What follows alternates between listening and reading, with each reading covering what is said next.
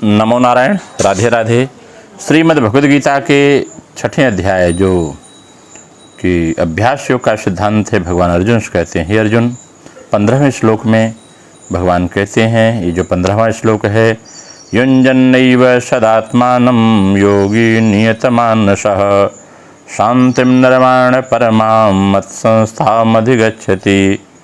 भगवान कहते हैं, जैसे वश में किए हुए मन वाला योगी मन को इस तरह से सदा परमात्मा में लगाता हुआ यदि मुझ में बराबर समभाव स्थिति वाली जो निर्वाण परमा शांति है उसको प्राप्त हो जाता है, मेरी परम शांति को प्राप्त हो जाता है, वह मुझे जो मन को वश में कर लेता है और मुझ में सम्यक दृष्टि रखता है, वह मुझे प्राप्त हो जाता है।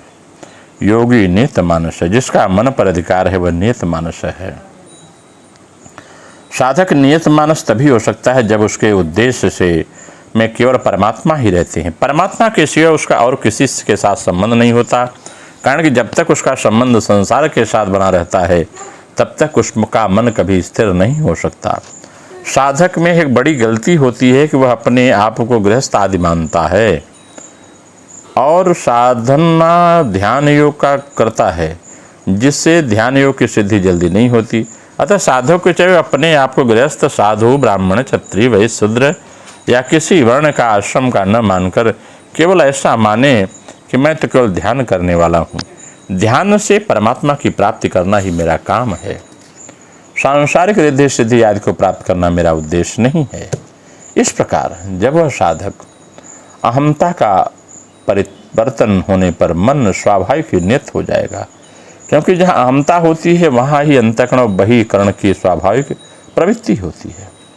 युञ्जन्नात्मानं का अर्थ यह है कि मन को संसार से हटाकर परमात्मा में लगाते रहना चाहिए। सदा का तात्पर्य प्रतिदिन नियमित रूप से ध्यान योग का अभ्यास करना चाहिए। कभी योग का अभ्यास किया, कभी नहीं किया, ऐसा करने से ध्यान योग की सिद्धि जल्दी नहीं होती। दूसरा कारण यह है कि परमात्मा की प्राप्ति का लक्ष्य एकांत में अथवा व्यवहार में निरंतर बना रहना चाहिए। शांतिम निर्वाण परमा मत संस्था मधिगच्छति। भगवान में जो वास्तविक स्थिति है, जिसको प्राप्त होने पर कुछ भी प्राप्त करना बाकी नहीं रहता, उसको यहाँ निर्वाण परमा शांति कहा गया है। ध्यान योगी ऐसे निर्वाण परमा शांति को प्राप्त होता है। एक निर्विकल्प स्थिति होती है, जो एक निर्विकल्प बोध होता है। ध्यान योग में पहले निर्विकल्प स्थिति होती है, फिर उसके बाद निर्विकल्प बोध होता है। ऐसी निर्विकल्प बोध को यहाँ निर्वाण परमा शांति नाम से कहा गया है। शांति दो तरह की होती है, शांति और परम शांति। संसार का त्याग से शांति होती है और परमात्मा तत्व की प्राप्ति होने पर परम शांति होती है।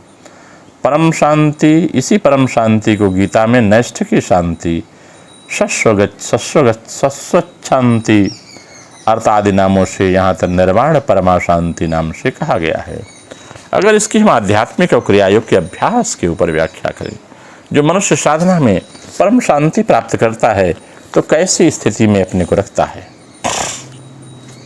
भगवान कहते हैं, जैसे अभ्यास अगर क्रियायोग का हम करें, जो लाहिड़ी महाशय ने बताया है, जो आध्यात्मिक व्याख्या इसकी है कि समाधि के अभ्यास से क्या लाभ होता है, यह बतलाते हुए गुरुदेव कहते हैं कि माया शक्ति के विलास से कल्पित संसार तथा देह आदि में जीव का जो अहम अभिमान लगा हुआ है, इस महाव्याधि से जीव के रक्षा का कोई दूसरा उपाय नहीं है। इसी से योगाभ्यास के द्वारा मन और प्राण को निश्चल करके समाधि युक्त होकर आत्मदर्शन की बात शास्त्र, गुरु और साधु के मुंह से सुनी जाती है। योगाभ्यास के द्वारा चित्त के संयत होने पर मन की बाहर विचरण के रूपी जो प्रवृत्ति है उससे वह दूर हो जाता है, निवृत्त हो जाती है। मन की वृत्तियों के निवृत्त होते ही योगी निज स्वरूप में निमग्न हो जाता, अपने स्वरूप का दर्शन करने लगता है और इस प्रकार स्वरूप में अवस्थिति होने पर परम शांति प्राप्त करके वह अपने को कृतकृत्य कर लेता है। यह निर्वाण ही भगवान का साक्षात स्वरूप है। इसको ही प्राकृतिक ज्ञान कहते हैं। श्रीमद् भागवत में नारद ने आत्म परिचय में वर्णित किया है कि ज्ञानम गुह्यतम यत्तत् साक्षात् भागवतोदिकम अन्ववोचन गमिष्यन्तम कृपया दीनवत्सला। मतलब साधना स्वरूप धर्म तत्व ज्ञान जिस साधना के द्वारा ब्रह्म स्वरूप का ज्ञान प्राप्त होता है वह गुह्य है। उस गुह्य ज्ञान द्वारा आत्मस्वरूप को देह से पृथक रूप से अनुभव कर सकने पर ही उस अनुभूति को गुह्यतर ज्ञान कहते हैं। और जब उस तर ज्ञान के द्वारा भगवान के स्वरूप का अनुभव कर साधक अपने को ईश्वर स्वरूप से अभिन्न रूप में देखता है, तब उस ज्ञान को गुह्यतम ज्ञान कहते हैं। इस ज्ञान का उदय साक्षात भगवान से होता है और इस गुह्यतम ज्ञान की अनुभूति के द्वारा सर्वनियंता, सर्वेश्वरमय और सर्वस्त्र में अधिष्ठित ब्रह्म की माया शक्ति के गुण स्वरूप की उपलब्धि नारद जी ने कही है। इस अनुभूति के प्राप्त होने पर साधक ब्रह्म पद को प्राप्त करता है। इस कारण संयत होना पड़ेगा और इस प्रकार मन बुद्धि संयत होकर स्थित हो जाएंगे, अतः निष्क्रिय हो जाएंगे। इसी का नाम है जीवन मुक्ति। इस प्रकार इच्छा, भय, क्रोध रहित होकर रहने का सौभाग्य जिनको प्राप्त हुआ है वे ही जीवन मुक्त कहे गए हैं, सदा मुक्त हैं। चित्त की क्षमता न होने पर यतेंद्रिय मनोबुद्धि होना कठिन है। प्राणायाम आदि साधना के द्वारा चित्त की समग्रता, चित्त में क्षमता प्राप्त होती है। साथ ही साथ विचार की अग्नि प्रज्वलित रखनी पड़ती है। विचार के द्वारा विवेकाभ्यास और प्राणायाम साधन के द्वारा चित्त की क्षमता का साधन, इन दोनों प्रकार की चेष्टाओं के द्वारा साधना आरंभ करने पर अति शीघ्र फल प्राप्त होता है। सब बातों में भगवान का आश्रय करने पर वह स्वयं सर्वभूतानाम है। इस भगवद वाक्य में विश्वास करके उनके ऊपर निर्भय रहकर जो प्रयत्न करता है वह साधक कभी निराश नहीं होता है। कूटस्थ का दर्शन माने आज्ञा चक्र के अंदर दर्शन द्वारा सगुण उपासना होती है और क्रिया की परावस्था में निर्गुण उपासना होती है। सगुण उपासना के द्वारा चित्त शुद्ध होने पर भी संपूर्ण ज्ञान नहीं होता। क्रिया की परावस्था में स्थिति लाभ करने पर अद्वैत भाव की उपलब्धि होती है। तब जीवन मुक्त अवस्था प्राप्त करके जीव कृतकृत्य हो जाएगा। मन की समस्त उपद्रवों का मूल है। मन जो है यही समस्त उपद्रवों का मूल है, इसलिए मन को निरोध करना होगा। परंतु प्राण स्थिर किए बिना मन को स्थिर करने की आशा करना केवल एक दुष्प्रचार है, दुराशा है मात्र है। इसलिए प्राणायाम आदि योग क्रिया के द्वारा प्राण को स्पंदन रहित करने की चेष्टा सबसे पहले करनी पड़ेगी। प्राण मन की स्थिरता का अभ्यास करते करते जो निरोध अवस्था प्राप्त होती है वह प्रधानतः दो स्तरों में विभक्त है, संप्रज्ञान और असंप्रज्ञान। पहले साधना के द्वारा जो सहज कुंभक होता है, जिससे प्राण के मस्तक में प्रवेश करने पर सर्वसंकल्प शून्य एक प्रकार की निरोधी समाधि है। पहले यह अल्प क्षण स्थायी होती है, परंतु वह निमेषम निर्मेषार्धवा होने पर भी महाफलप्रद है। शनै शनै अभ्यास प्रवृत्ता के कारण निरोध समय की स्थिति दीर्घ हो सकती है। इस निरोध अवस्था के प्राप्त होने पर आत्मज्ञान का उदय होता है। आत्मा क्या है, इसके साथ देहादि का दृश्य, जड़ वर्ग का क्या संबंध है, इसकी धारणा भली भांति हो जाती है। भगवान कहते अहम वाच्य आत्मा मन बुद्धि अहंकार या चित्त आदि नहीं है, इसकी सुंदरता पूर्वक उपलब्धि होती है। यह उपलब्धि जब देर तक और अनेक बार होती है तो आत्मा स्वरूप धारणा दृढ़ हो जाती है। आत्मा स्वरूप की धारणा दृढ़ होते ही अविद्या, अस्मिता, राग, द्वेष और अभिनिवेश आदि पंच क्लेश प्रक्षीर्ण हो जाते हैं। सारे दुख सदाखिल निरस्त और क्षय हो जाते हैं। तब वस्तु निरपेक्ष एक अकाम और अहेतुक आनंद प्रकट होता है। उससे निराधार निर्वाक्य आत्मा जो ब्रह्मानंद स्वरूप अमृत है, साधक के ज्ञान नेत्रों के सामने विभाषित होता है। मन की एकाग्रता बढ़ते बढ़ते जब खूब बढ़ जाती है तब समाधि प्रज्ञा का उदय होता है। ध्येय वस्तु में मन की पूर्ण एकाग्रता ही समाधि है। इस एकाग्र भूमि में चित्त को बहुत देर तक अभिष्ट वस्तु में संलग्न रखा जाता है। फलतः उस वस्तु के भीतर प्रविष्ट होकर उसके संपूर्ण संबंध में संपूर्ण ज्ञान प्राप्त होता है। इसी से इसको संप्रज्ञात समाधि कहते हैं। विक्षिप्त भूमि में भी समाधि द्वारा पदार्थ का ज्ञान या अभिष्ट लाभ तो होता है, परंतु सदा नहीं रहता। उससे क्लेश आदि की परिणति अवस्था भी नहीं प्राप्त होती, अतः वैराग्य सुप्रतिष्ठित नहीं होता है। इसलिए भगवद आराधना रूप योगाभ्यास के द्वारा जो चित्त अप्रसव धर्मा हो जाता है, उस एकाग्र रुद्ध चित्त में ज्ञान स्थायी होता है, वैराग्य भी सुप्रतिष्ठित होता है। अतः तब विक्षेप के न आने के कारण सुख दुख के द्वारा मुग्ध होना नहीं पड़ता। क्लेश की भी क्षीणावस्था में कर्म बंधन शिथिल हो जाता है। समस्त ज्ञात वस्तुओं का चरम ज्ञान होता है, फिर भी किसी अभिष्ट वस्तु में चित्त निरुद्ध होकर एक बारगी निरावलंब हो जाता है। यही यथार्थ में निरोध समाधि या योग है। इसमें सारे छह ज्ञान विषय का ज्ञान भी निरुद्ध हो जाता है, इसलिए यही प्रकृति समाधि की अवस्था है। इसको असंप्रज्ञात समाधि कहते हैं। यही दृष्टा का स्वरूप में अवस्थापन कहलाता है। इस अवस्था में साध्य और साधक में कुछ भेद नहीं रहता। जानत तुम्हें हो जाई होता है। अभ्यास और तज्जनित वैराग्य के द्वारा संप्रज्ञात समाधि प्राप्त होने पर वैराग्य के द्वारा जब ब्रह्मा विष्णु शिवत्व पद भी साधक के लिए प्रार्थनीय नहीं रहता, तब समझना चाहिए कि असंप्रज्ञात समाधि का उदय हो गया है। उस चित्त में वृत्ति का क्लेश मात्र भी नहीं रहता, लेश मात्र भी नहीं रहती वृत्तियाँ, और वृत्ति लेश मात्र न रहने पर उसका चित्तत्व लुप्त हो जाता है। जो चित्त संकल्प वासना का भंडार है, जो जन्म मृत्यु आदि असह्य दुखों का कारण है, वह चित्त इस प्रकार समूल विनष्ट हो जाता है। निश्चय ही अवस्था जब साधकों के भाग्य में एक जन्म में प्राप्त नहीं होती, परंतु जिस चित्त में विषय के हेयत्व की उपलब्धि हुई है तथा भगवत निर्भरता और तल्लीनता के द्वारा जिस साधक की साधना चेष्टा विघ्न शून्य तथा अप्रवहित हो जाती है,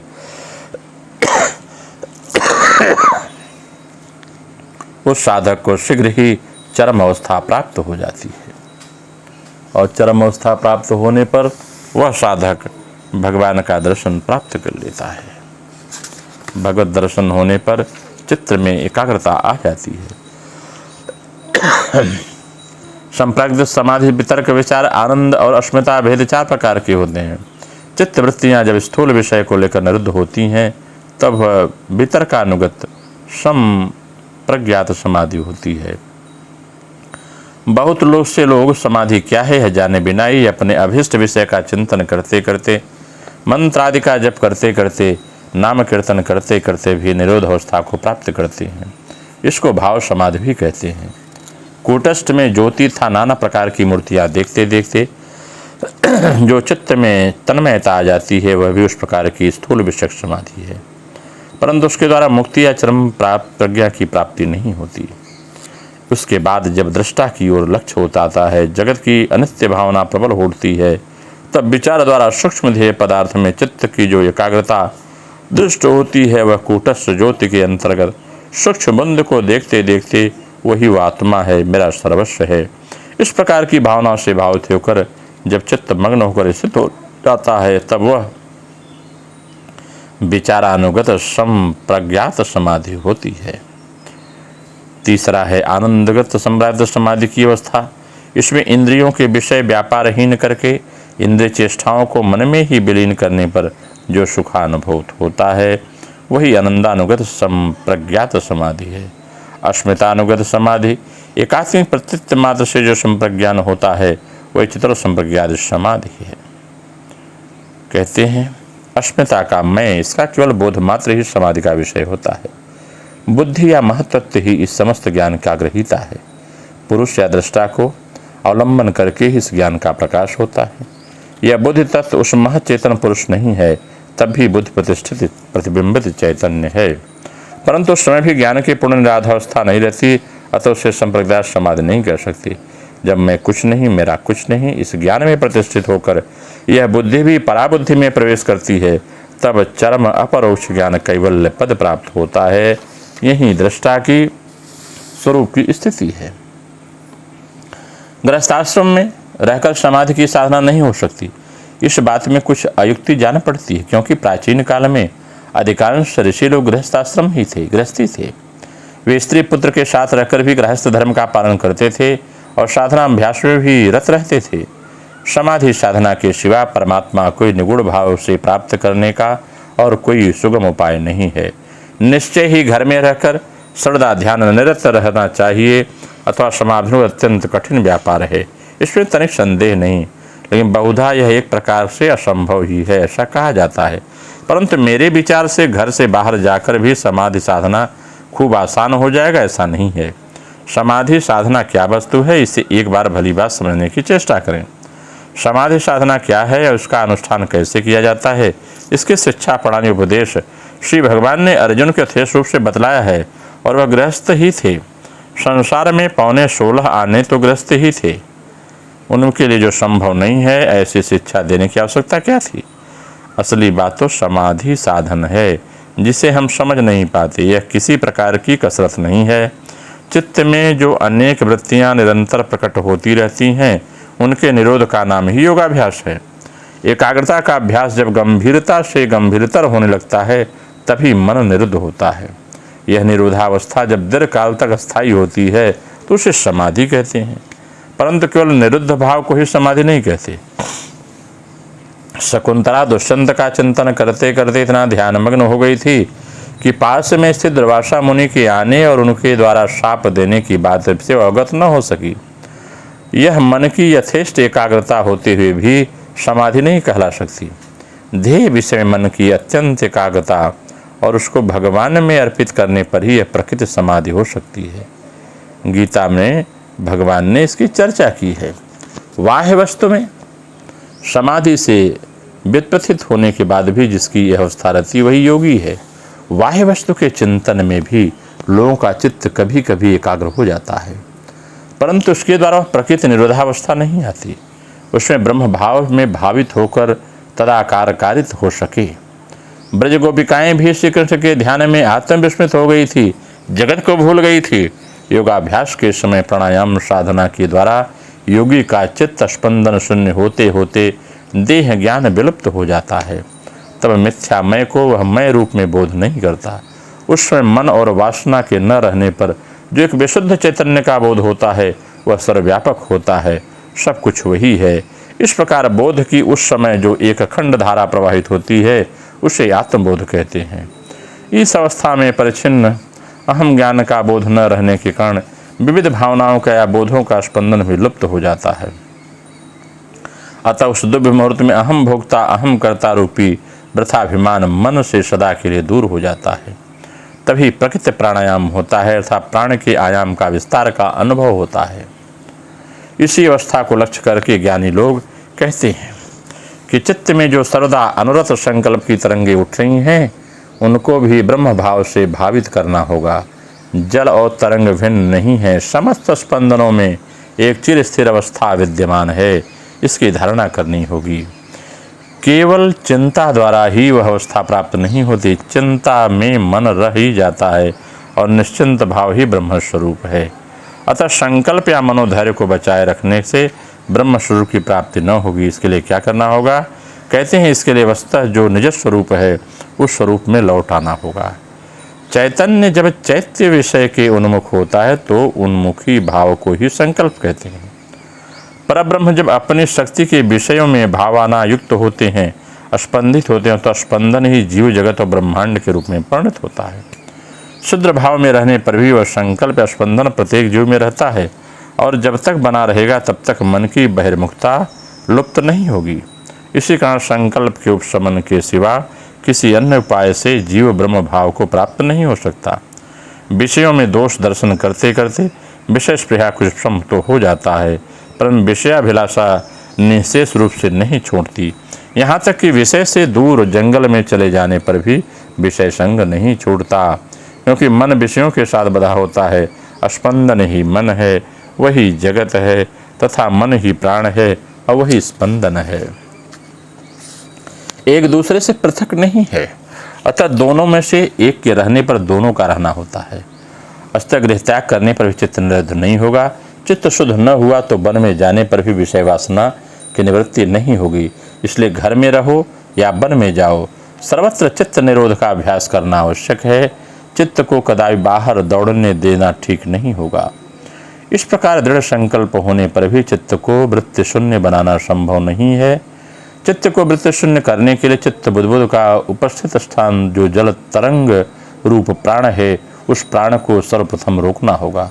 प्राणायाम अभ्यास योगाभ्यास की सहायता से प्राण को स्पंदन शून्य किया जाता है। प्राण के स्पंदित होने पर मन और साथ साथ सारी इंद्रियां निस्पंदित हो जाएंगी। शुद्ध प्राण मन के साथ भगवत चिंतन करने से चित्त भगवत ध्यान में मग्न हो जाएगा और सारी विषय चिंता भूल जाएगी। चित्त का स्पंदन न रहने पर उसका विषय ग्रहण बंद हो जाएगा, तब चित्त वृत्ति शून्य होकर चिदाकार में अवस्थित होगा। इसलिए एक ओर से विषय चिंतन से मन को हटाने जाना पड़ेगा। इसके लिए साधु संग, देव पूजा, जन सेवा आदि शास्त्रीय कर्मों में मन प्राण और शरीर को लिप्त करना होगा। मन लगाकर प्राणायाम का अभ्यास करने से शीघ्र ही प्रत्याहार लग जाएगा और भी प्रयत्न करें मन संकल्प शून्य होते होते एक बारगी काम संकल्प से रहित होकर स्थिर हो जाएगा। मन इस स्थिरता का आनंद प्राप्त कर फिर विषयों में भ्रमण करना नहीं चाहेगा। यही यथार्थ विषय त्याग होगा। इसके लिए अभ्यास की दृढ़ता की रक्षा करना आवश्यक है, सत्संग करना आवश्यक है, कभी कभी अपेक्षाकृत निर्जन स्थान में रहना भी आवश्यक है। निर्जन में कुछ समय बिताकर बीच बीच में जनपूर्ण कोलाहल में रहकर देखना होगा कि मन विचलित होता है या नहीं। नाना प्रकार के क्लेश, अभाव और विषमताओं के बीच रहते हुए देखना होगा कि मन में धैर्यच्युति होती है या नहीं। जिस प्रकार शरीर के किसी अंग में वेदना होने पर सब कामों में वेदना ही अनुभूत होती है, उसी प्रकार संसार की विविध और विचित्र अवस्थाओं में पड़कर भी भगवान भूलते हैं या नहीं, यह देखना होगा। यदि सब अवस्थाओं में भगवान का स्मरण नहीं होता है तो समझना चाहिए कि मन की मैल अभी ठीक से नहीं छूटी है। निश्चय ही नियमित भगवत स्मरण की अवस्था लाने के लिए गृहस्थ को नियमित परिश्रम करना आवश्यक है। मनुष्य परिश्रम करके इस प्रकार जितना हो सके बने। उसके बाद साधक के सूक्ष्म दर्शन करने की बुद्धि तीक्ष्ण होने पर आगे जो होना चाहिए वह भगवत कृपा से अपने आप होता चला जाएगा। परंतु चित्त के निरुद्ध न होने पर ब्रह्म स्वरूप का संधान नहीं किया जा सकता। जब तक चित्त में वृत्तियों का स्मरण होता रहता है तब तक चित्त स्वरूप को ठीक तौर पर धारण नहीं कर सकते। इसलिए प्रयत्न पूर्वक चित्त को वृत्ति शून्य करना होगा। जागृत, स्वप्न, सुषुप्ति में चित्त वृत्ति विद्यमान रहती है। इसी से चित्त स्वरूप में सदा वर्तमान रहने पर भी जागृत आदि तीन अवस्थाओं में उसका विकास समझ में नहीं आता। जब चित्त विषयाकार वृत्तियों से शून्य हो जाता है वह चित्त नहीं रहता और उस अवस्था को निर्वाण अवस्था कहते हैं। परंतु शून्य मात्र नहीं होती, उसे ही विशुद्ध चैतन्य जानना चाहिए। यही साधक का परम लक्ष्य है। नमो नारायण। राधे राधे। आप सबका मंगल हो।